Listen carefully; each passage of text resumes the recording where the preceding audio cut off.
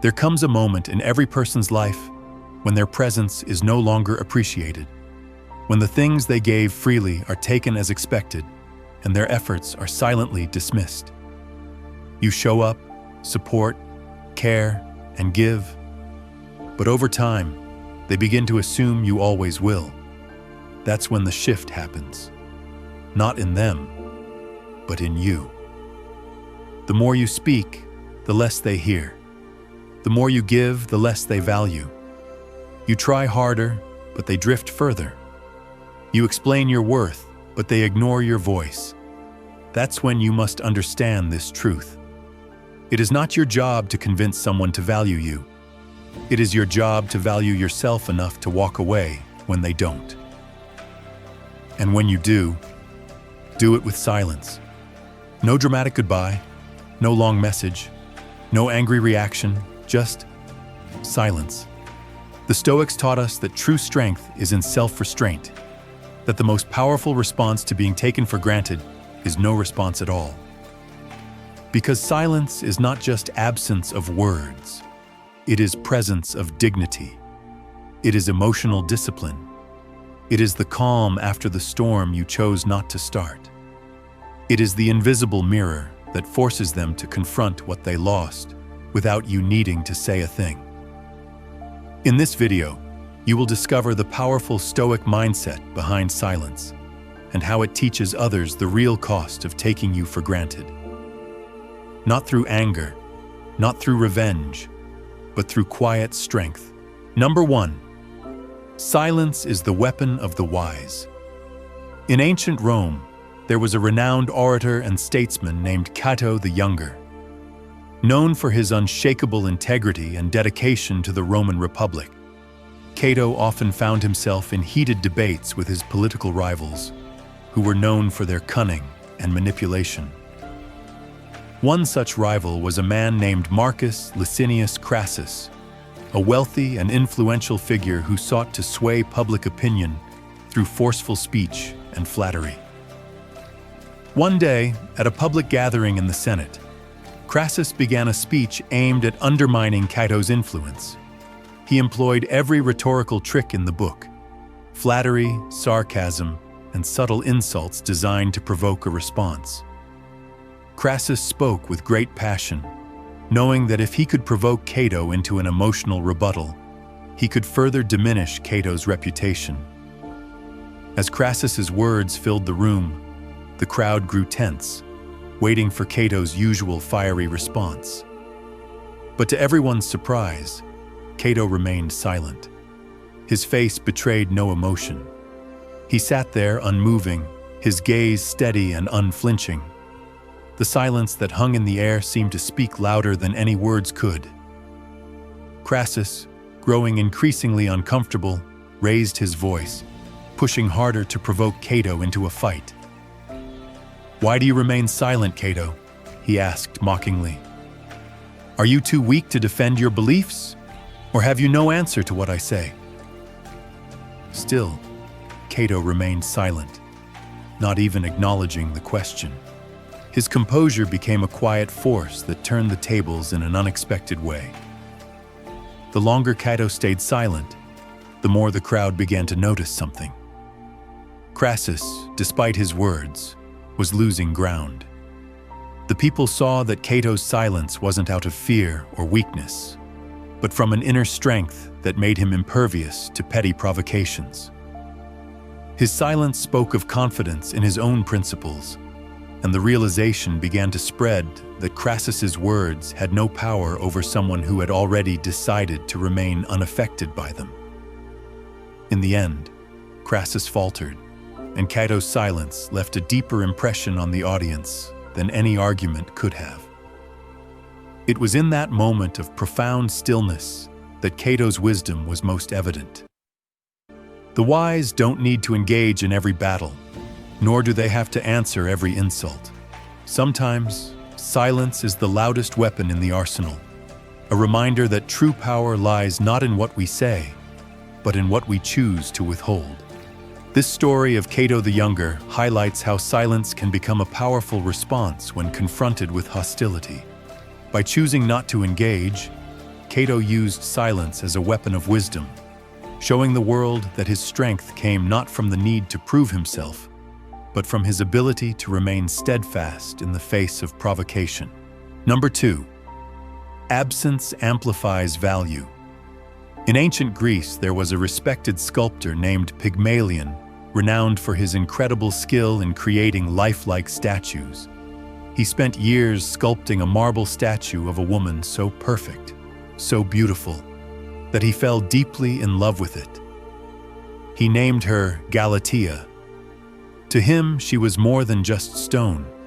She was an ideal of beauty and perfection, and he longed for her to come to life. Pygmalion would spend hours admiring Galatea, speaking to her, and hoping that one day she would become real. Over time, he withdrew from the world, isolating himself with his creation, pouring all his emotions into the statue. As time went on, those who knew him began to question his obsession. They saw Pygmalion as a man who had grown distant, even mad, as he spent all his days with a statue, while the people around him, his friends, his family, drifted away. One day, the goddess Aphrodite, moved by Pygmalion's devotion and passion, granted his wish and brought Galatea to life. The moment the statue came to life, Pygmalion's world shifted. He no longer needed to speak to her, to long for her. She was now real, and her value was immeasurable. The absence of the statue's life had made it all the more precious in his eyes, and when she finally took form, she was more valuable than any other woman he had ever known. The absence of Galatea's life, combined with Pygmalion's obsession, created a space where the statue held immense value. It wasn't until she was gone from mere form and became something real that Pygmalion truly understood what he had in her. Her absence amplified her worth. In the same way, when something or someone is taken for granted, when they are always present, always available, their value begins to fade in the eyes of others. But once that presence is gone, the void left behind often makes people realize just how much they had, how much they miss, and how irreplaceable that presence truly was. Just like Pygmalion's statue, the absence of someone can turn their value into something extraordinary. When you withdraw your presence, whether from a situation, a relationship, or an environment, you create that space. And in that space, your worth is amplified. The absence reveals the magnitude of your value, forcing others to reflect on what they took for granted. It is in your absence that people often realize what they had all along. Number 3. Words can be dismissed. Silence cannot. In the heart of ancient Rome, there lived a man named Seneca, a philosopher and statesman known for his wisdom and clarity in speech. He had earned a reputation for delivering eloquent speeches and wise counsel to the Roman elite, advising them on matters of morality and leadership. Yet despite his influence, Seneca was often faced with those who sought to undermine him, not through thoughtful debate, but by casting aside his words as insignificant. One day, a young and ambitious senator, eager to make a name for himself, challenged Seneca publicly in the Senate. The young man, filled with pride and arrogance, began to ridicule Seneca's teachings, mocking his Stoic beliefs as outdated and impractical. His words were sharp, his insults clever, and the room buzzed with the excitement of witnessing a public confrontation. Many in the Senate laughed, eager to see how Seneca would respond. Seneca, however, remained calm. He did not raise his voice, nor did he attempt to retaliate with a clever rebuttal. Instead, he simply leaned back in his chair and remained silent, looking at the young senator with quiet, unwavering eyes. The room fell into an uneasy hush as they waited for Seneca's response. He said nothing.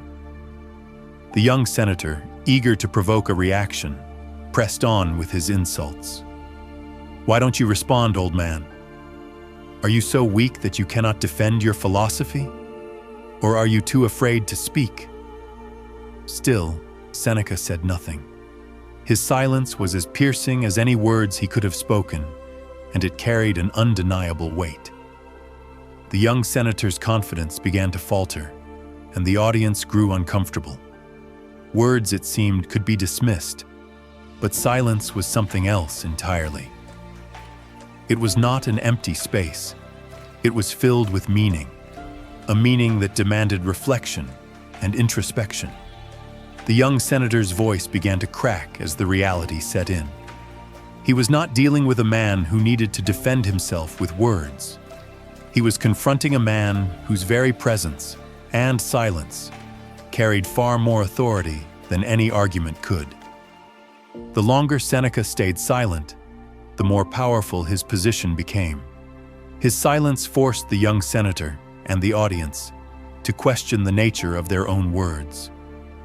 Seneca's quiet composure was a reminder that words can be dismissed, but silence, when wielded with purpose and control, cannot. It speaks louder than any insult, and it compels others to reconsider their actions, their words, and their very assumptions. In that moment, Seneca's silence was not passive. It was a deliberate choice that spoke volumes. It was a reminder that sometimes the most powerful response to an attack is not to engage at all. Silence demands attention, it commands respect, and it leaves no room for dismissal. Where words may fade into the background, silence lingers in the air, impossible to ignore. Number 4. Silence is a boundary. In ancient Japan, there was a revered Zen master named Ryozan, known for his wisdom and the quiet strength with which he led his disciples. Unlike other masters who often spoke in riddles or gave long discourses, Ryozan was known for his almost constant silence. His students, eager for his guidance, often wondered about the meaning behind his quietness.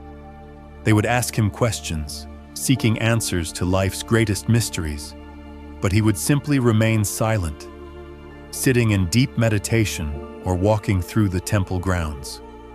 One day, a young and eager disciple named Haruto, frustrated by Ryozan's silence, approached the master with a question that had been gnawing at him for weeks. "Master Ryozan," Haruto asked, "why do you remain silent? Why do you not speak to us when we seek your guidance?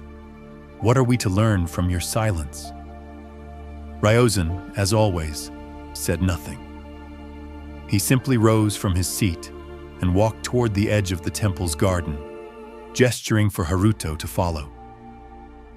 The young disciple, curious but confused, followed the master as they walked along a narrow path lined with bamboo trees. As they reached the end of the path, Ryozan stopped and pointed to a bamboo fence that separated the temple grounds from the forest beyond. "This fence," said Ryozan, still not speaking directly, "is a boundary. It keeps things in their proper place. It protects what is inside from the outside world. Without this boundary, chaos would seep into the temple. In the same way, silence is a boundary in our lives. It protects our inner peace, our thoughts, and our values from the noise and distractions of the world." Haruto stood in silence, finally understanding the depth of his master's silence.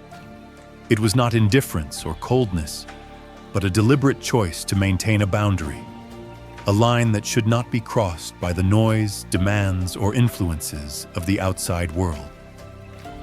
Silence, Ryozan taught, is not just an absence of sound.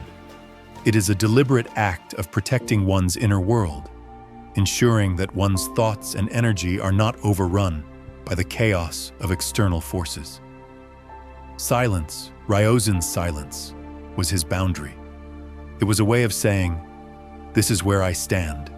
This is who I am. I will not let my peace be disturbed by unnecessary noise."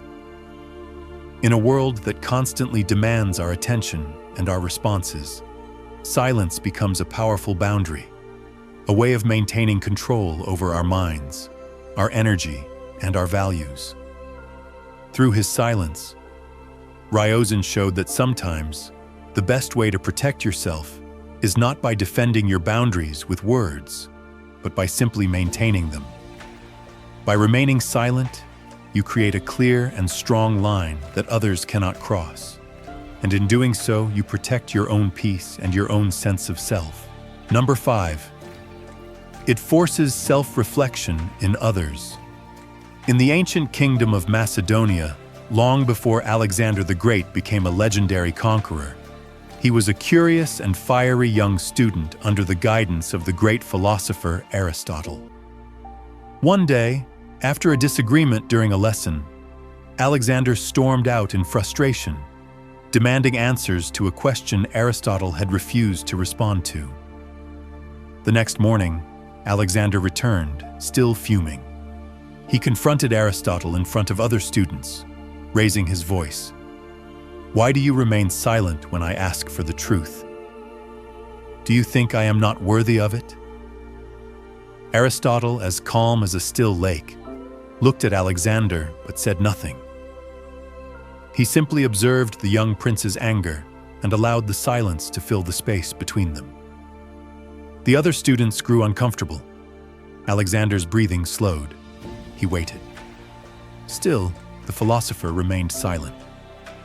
A minute passed, then 2.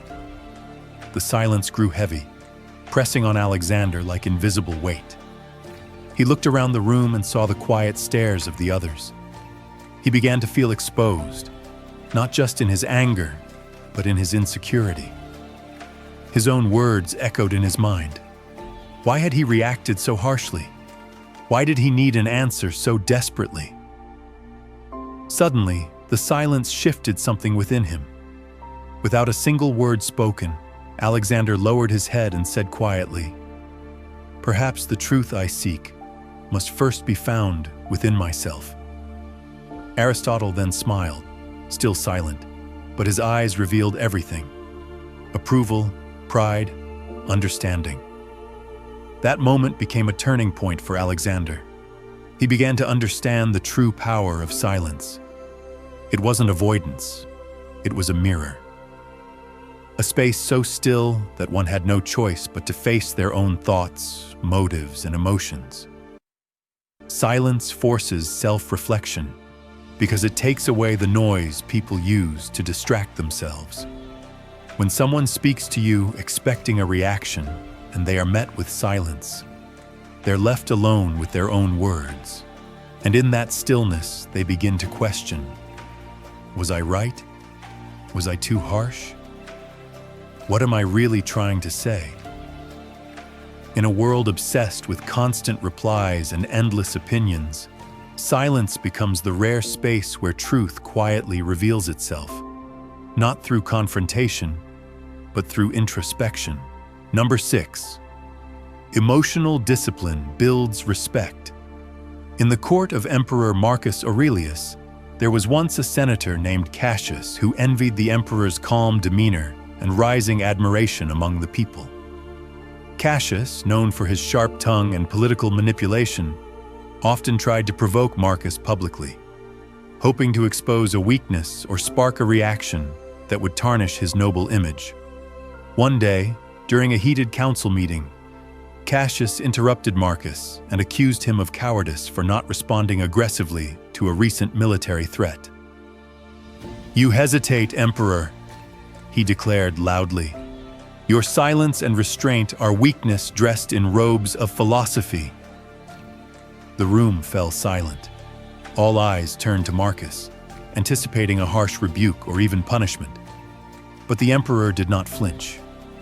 He sat quietly for a moment, then gently placed his hand on the table and spoke with composure. "Anger is not strength. Control is, there was no escalation, no emotional outburst, just stillness." His calm, deliberate tone made Cassius's anger appear childish in contrast. The other senators, witnessing the difference in their temperaments, felt a deep shift in respect. Not because Marcus dominated the room with power or harshness, but because he mastered himself. This moment revealed a timeless truth. Emotional discipline commands respect in a way no loud voice or flashy argument ever can. When others try to provoke or test you, and you respond not with anger but with steadiness, you display a level of self-control that few possess. It shows you are not ruled by your emotions, but by principle, clarity, and inner strength. Marcus Aurelius once wrote, "You have power over your mind, not outside events. Realize this, and you will find strength." His life proved those words, and through his emotional discipline, he earned not just loyalty, but deep, lasting respect from friends and enemies alike. The ability to remain calm under pressure, to respond instead of react, is a rare and powerful form of leadership. People may not always agree with you, but they will respect you when you refuse to be controlled by chaos. Number 7. Not everyone deserves a response. In the bustling streets of Athens, the great philosopher Socrates often wandered barefoot, engaging anyone willing to think deeply. Known for his sharp mind and humble demeanor, Socrates was admired by many but also mocked by those who misunderstood him. One day, while he was teaching a small group in the marketplace, a brash young man approached him, shouting insults. "You pretend to be wise, but you're nothing but a fraud," the man sneered. "All you do is ask questions because you don't know anything." The crowd stirred, waiting for Socrates to respond with his legendary wit. But Socrates simply looked at the man, smiled softly, and returned to speaking with his students, completely unbothered. The young man, confused and frustrated, grew louder. "Answer me. Are you afraid of the truth?" Still, Socrates said nothing. Later, one of his students asked, "Master, why didn't you respond to that man? You could have silenced him with ease." Socrates replied calmly, "If a donkey kicked me, should I kick it back?" His words weren't spoken in arrogance, but in wisdom. Socrates knew something many people still struggle to understand. Not every voice deserves your attention, and not every battle is worth your energy. Responding to every insult, every provocation, every fool, only lowers you to their level. Silence in such moments is not weakness, it's elevation. It's a choice to protect your peace, your dignity, and your time. When you respond to someone who only wants to provoke you, you give them your energy, your focus, and your power. But when you remain silent, you make a powerful statement. Your behavior is beneath response. True strength is not shown by engaging every fool. It's shown by choosing where your energy goes. Not everyone deserves a response. Some deserve your silence, and the quiet realization that their words hold no weight.